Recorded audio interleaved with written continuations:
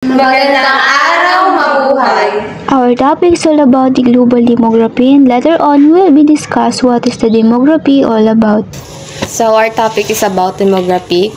When we say demography, it's about a scientific study of human, which is statistic that is concerned with birth, death, and income, or the incidence of disease, which later illustrate the changing structure of human population. Next is the global demography. It's about the trends and practice in world politics. It is the study of issues and development of the global population. So, pumapasok po dito like sa panahon natin na ngayon na may mga politics na nakikialam or pumapasok gumagawa ng mga issues. Next is population is the number of people live in specific place. Population density, it is a number of people who live in place per square kilometer. Kagaya po ng purok or mga barangay sa iisang munisipyo. Population is not distributed every in the world. There are sparsely populated places and other densely populated. Last is the population density. It depends on cultural features and other economic possibilities in the place. People prepare to live in a place that fulfills some condition, abundant of water, gently sloping land with fertilized soil, etc. Some avoid in mountainous or dry land. So, karamihan naman po sa atin is gusto na tumira sa isang lugar na kompleto yung magagamitin, especially po sa panghanap buhay. So here are the 5 demography deals with 5 demographic process. First one is the fertility, mortality, marriage, migration, and social mobility. Demographic phenomenon. Demographic phenomenon ay mga pagbabago po sa population natin. Tulad ng pagdami, pagbaba na rin po ng population natin. Isa rin po dito yung sa pagbaba is yung marami pong nag-a-abroad, nag-iibang bansa para magtrabaho.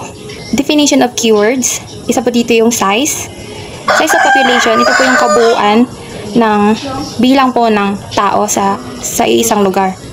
At nagpapakita po to kung gaano karami ang nakatira doon.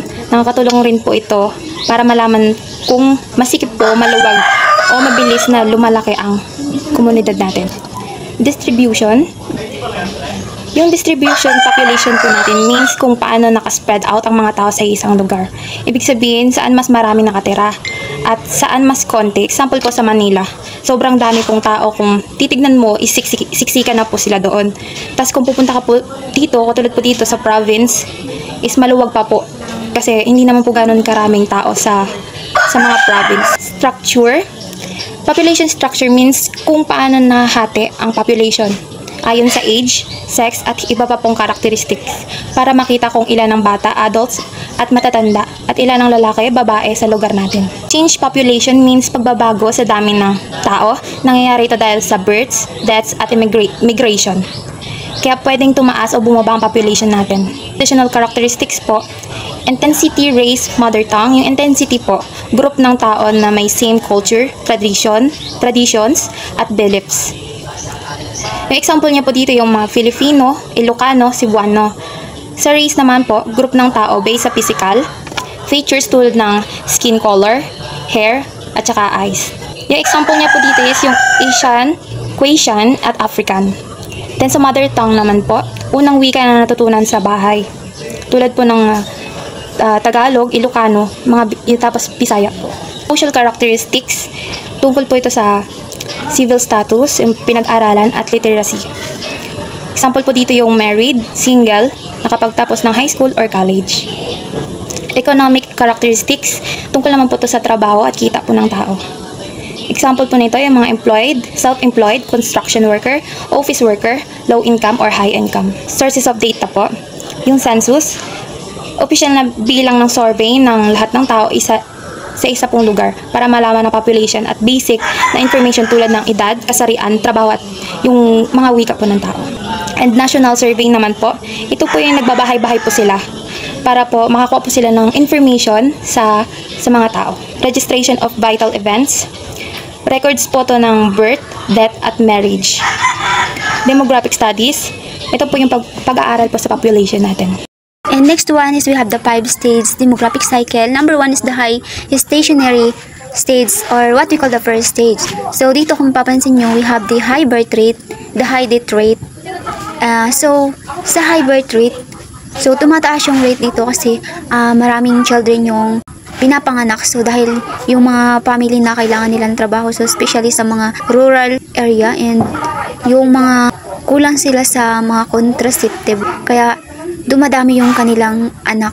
And also tumataas rin yung death rate kasi ayun, the more na nagkakaroon sila na mas maraming anak, so yung iba minsan umaabot ng 7 or minsan nga is sobra pa. So kaya hindi malabo na magkaroon ng sakit yung kanilang anak or yung ibang anak nila kasi hindi na nila nahaalagaan ng maayos at hindi nila na ibibigay ng tama sa kanilang anak yung tamang pangangalaga. So in this stage, so the population remains low and stable. So kasi the high birth rate is cancelled out by the high death rate. So the population growth is very slow kasi nga 'di ba kasi nga dumadami yung anak nila or minsan umaabot ng 7 or mas mataas, kaya mas marami rin yung namamatay or chance na mga nagkakaroon ng sakit kasi hindi na nila naalagaan ng tama yung kanilang mga anak. So the example of this is the India, so in 1920. So next one is we have the early expansion stage or what we call the second stage. So dito naman is birth rate is tumataas rin siya. So dahil sa mga cultural and economic reasons for large families. And dito naman yung death rate is bumababa siya kasi nga due to better medicine, the sanitations, and food supply. So pagdating naman dito is parang naalagaan na nila ng mabuti yung kanilang mga anak kasi may mga supply na sila like mga medicine, may mga gamot na sila para sa kanilang mga anak. So in this stage, the population begins to grow quickly because birth remains high but deaths decline. So ayun, patuloy na tumataas or dumadami yung kanilang anak pero naalagaan nila ng maayos, and then bumababa yung death kasi nga may mga medicine na sila. So the third one is we have the late expanding stage or the third stage. So dito naman the birth rate begins to fall. So family choose to have fewer children due to urbanizations, better educations, and increased family planning. So mas pinipili dito ng family or yung mag-partner na ilan lang yung kanilang anak, 1 to 2 lang, kaya mas naaalagaan nila ng mabuti and napapaaral nila mabuti or parang nakakapuko sila sa kanila anak, and then nagkakaroon sila ng family planning na ganito lang yung magiging anak nila, 2 or 3 lang kasi mas madali nila yung maalagaan.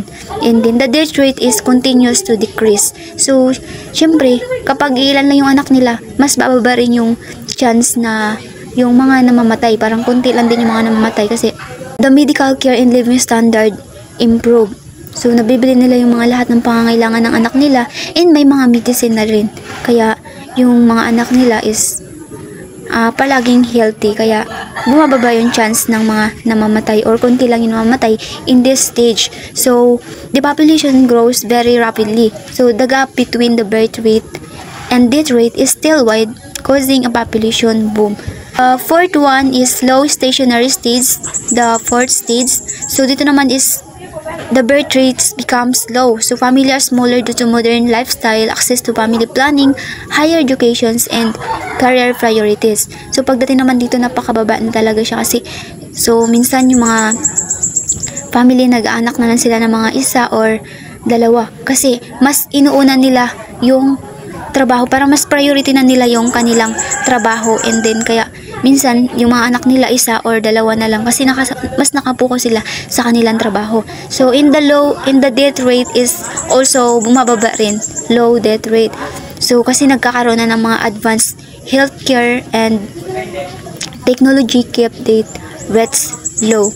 So ayun na nga, nagkakaroon na rin sila ng mga advanced healthcare para sa kanilang mga anak, and kasi nga 'di ba ilan lang yung kanilang anak. So population size does not change. So parang pantay lang dito. So meaning in this stage, the country has already completed its population's boom. So society is highly developed and urbanized with good living condition. So the example of this Denmark and the Sweden. So the last one is decline stage or the fifth stage. So dito naman sa fifth stage or the last stage, So birth rate falls below the death rate. So people have fewer children, sometimes just 1 or 2 na lang. So especially dito sa may mga trabaho or yung mga professionals na hindi ba kung mapapansin nyo, iisa lang yung mga anak nila or minsan dalawa lang. So death rate remains low but may rise slightly due to aging population. Tinawag siya na low birth rate kasi konti lang yung pinapanganak, tapos yung iba na dito na mga nasa edad 20, ayun, mas tumatanda na sila. Kaya sinabing low stage kasi parang hindi na siya pantay. Kunti lang yung pinapanganak pero mas marami nang tumatanda. That's the 5 stage. Next is the factors influencing population size. So first one is we have age at marriage. So ito yung kung ilang taon ka nag-aasawa or kunwari nag-asawa ka ng 15 years old. So mas marami kang magiging anak compare dun sa mga nag-aasawa na lang sila ng mga nasa 20 plus na sila. Next one is the durations of marriage life. So parang magkapareho din sila kasi kapag nag-asawa ka ng 15 years old, so mas marami kang possible na magiging anak. So compare sa mga sabihin na natin ng mga may mga pinag-aralan kasi sila yung mga late na nag-aasawa, minsan nasa 28 na. Kaya yung nagiging anak nila nasa 1 or 2 na lang. Next one is the family planning. So ito naman yung pagkakaroon ng family planning, paggamit ng mga contraceptives or yung mga ginagamit na para hindi sila magkaroon ng maraming anak or ma-maintain nila yung ganito lang karaming anak, kunwari 2 or 3 lang. So pansin nyo, di ba, mas marami pang anak yung mga nasa rural area or sa mga like sabihin na natin ng mga mahihirap, di ba, yung mga walang trabaho, mas nagkakaroon sila ng mas maraming anak compared dun sa may mga trabaho or sa mga professionals. Next one is the environmental sanitations. So ito naman po is yung kung paano natin pangalagaan yung ating mga ginagamit or for example na sa mga tubig, kailangan di ba malinis yung tubig na ginagamit natin. Kasi kapag hindi malinis yung tubig, so ang mangyayari, magkakaroon tayo ng sakit. So ganun din sa mga pagkain, kailangan maging aware tayo na malinis yung mga kinakain natin para maiwasan rin natin yung mga sakit. Kasi ito rin yung nagiging dahilan ng pagkakaroon ng sakit, and yung iba mas maaga sila na mamatay kasi nga nagkakaroon sila ng sakit. Next one is educationals and economics status. So ito naman is, di ba, pansin nyo sa mga may mga pinag-aralan, ayun, mas alam nila sa kunwari na lang sa mga kababaihan. So particularly sa mga kababaihan, napaka-importante nito. So di ba kapag yung mga babae na may pinag-aralan, mas may alam sila na ay kailangan ganito lang yung magiging anak ko, and alam nila yung kung ano yung mga dapat gawin, and aware sila na kailangan magkaroon ng family planning kasi mahirap buhayin yung maraming anak. So compare dun sa mga kabataan na nag-asawa ng mas maaga, and sabihin na natin na wala silang pinag-aralan. So di ba kung mapapansin nyo, mas nag-asawa sila ng maaga and mas marami silang nagiging anak. So especially sa mga rural area, di ba? Next one is healthcare facility. So dito naman sa healthcare facility is kailangan nahalagaan natin yung ating mga anak, and kailangan mayroon tayong mga sariling mga medical healthcare para kapag nagkaroon ng sakit yung mga anak natin, mas madali natin silang maipagamot and para maiwasan yung sakit. So next one is nutrition. So nutrition is napaka-importante. So for example na lang sa nanay, di ba, sa mga ina na nagkakaroon ng anak, kailangan healthy tayo para yung baby natin or yung ating pinagbubuntis ay magiging healthy rin paglabas nila. And ganoon rin sa mga anak natin, kailangan bigyan natin sila ng sapat na nutritions or yung mga vitamins para lagi silang healthy. Next is caste and religion. So dito naman sa caste and religion, so kung mapapansin nyo, diba, pagdating sa mga religion, may iba na bawal sila gumamit ng mga contraceptives kasi yun yung nasa paniniwala nila na kapag gumamit sila ng contraceptives ay magkakaroon sila ng kasalanan. So yun yung paniniwala ng iba, and yung iba naman is wala rin sa kanila yun, kaya panatili nila yung pagkakaroon ng kunting anak lang nila. Namimintin nila yung family planning or nagkakaroon sila ng family planning. Next is the living standard. So living standard, ito parang paulit-ulit lang rin tayo dito sa mga factors. So dito rin naman sa living standards, so ganun din, di ba, sa mga mahihirap. Kung sino pa yung mga mahihirap, sila pa yung mas nagkakaroon ng maraming anak, and hindi sila nagkakaroon ng family planning kasi nga malalayo sila sa mga lugar na kailangan makakuha sila ng mga contraceptives kasi nga nasa liblib sila, and parang nawawala na yun sa sabihin na natin na sa culture nila na gano'n na yung kanila. And compare naman sa may mga alam na mas gusto nila magkaroon ng family planning, gumagamit ng mga contraceptives para mapanatili nila yung pagkakaroon ng kunting anak lang and para mas maalagaan nila yung kanilang mga anak. Next is occupational health and safety. So, occupational health and safety is ganito rin. So, yun sa may mga pinag-aralan, mga matataas na standard. So, syempre may mga kaya sila, kaya nabibigyan nila yung mga pangangailangan ng kanilang anak kasi nga may mga pera sila and may kaya sila. And kaya yun, mas napapalayo sa mga sakit yung kanilang anak. Compare naman sa mga nasa liblib na area, di ba nagkakaroon sila ng mas maraming anak and so kadalasan di ba sa sobrang dami ng anak nila hindi na nila naalagaan ng maayos and wala ng maayos na trabaho, sabihin na natin na ganun, tapos marami pa yung anak nila. So ang mangyayari, hindi na magkakaroon ng magandang kalusugan yung anak nila and siguro magkakaroon na ng sakit yung iba. And the last one is the effective pharmaceutical. So this one is, my example is the COVID-19. So ito yung mga gamot na para masugpo yung isang sakit. So for example na lang is COVID-19, di ba? Nakaimbento sila ng mga gamot like vaccine na kailangan yun sa ating katawan para malabanan yung sakit na yun, yung COVID-19, and para maiwasan yung patuloy na pagkakaroon ng sakit at pagdami ng pagkamatay ng mga tao. So yun po yung sa factors influencing population size.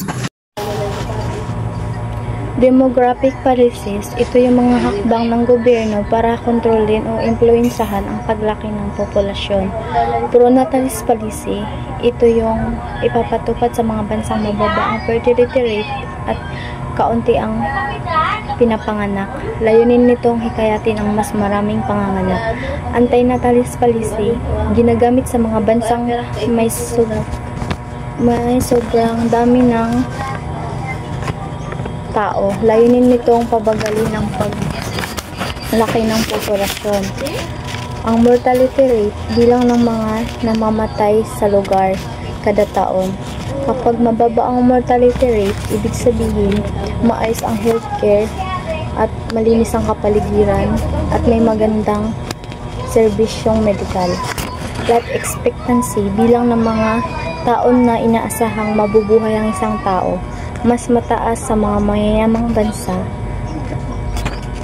na may magandang healthcare at mas mababa sa mga lugar, mahihirap na lugar na kulang sa serbisyo at resources.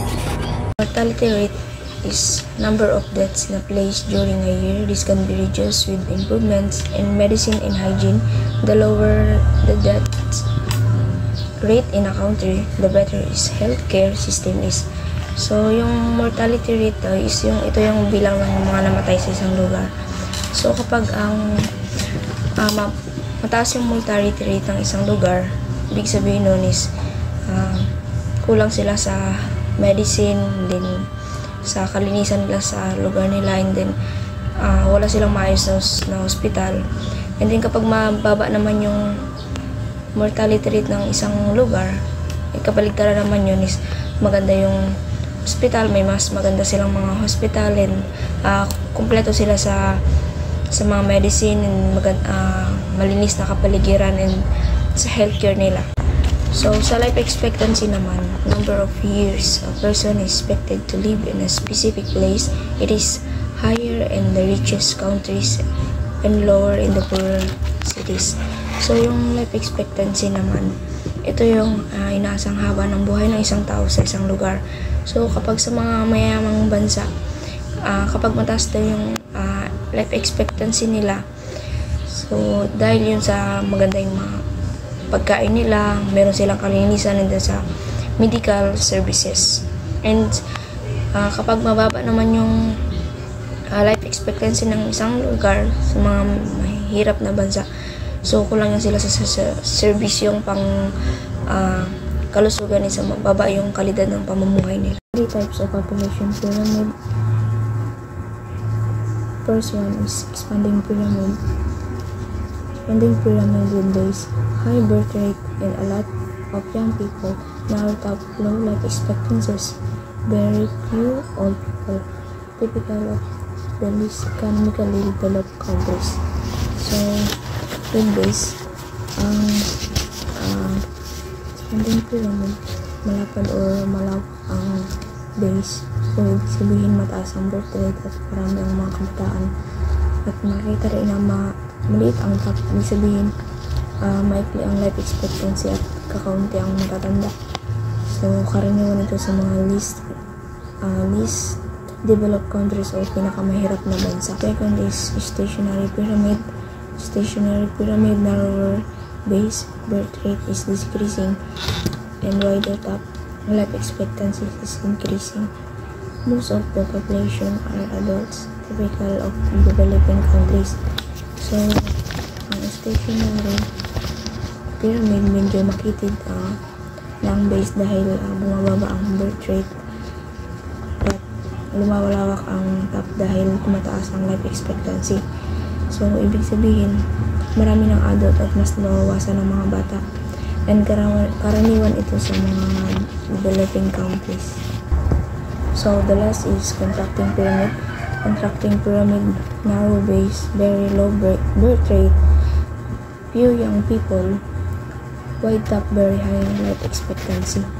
A lot of old people, typical of developed countries. So, ang contracting pyramid naman, ang makitid ang base. So, ibig sabihin napakababa ng birth rate at kakaunti ang mga kabataan.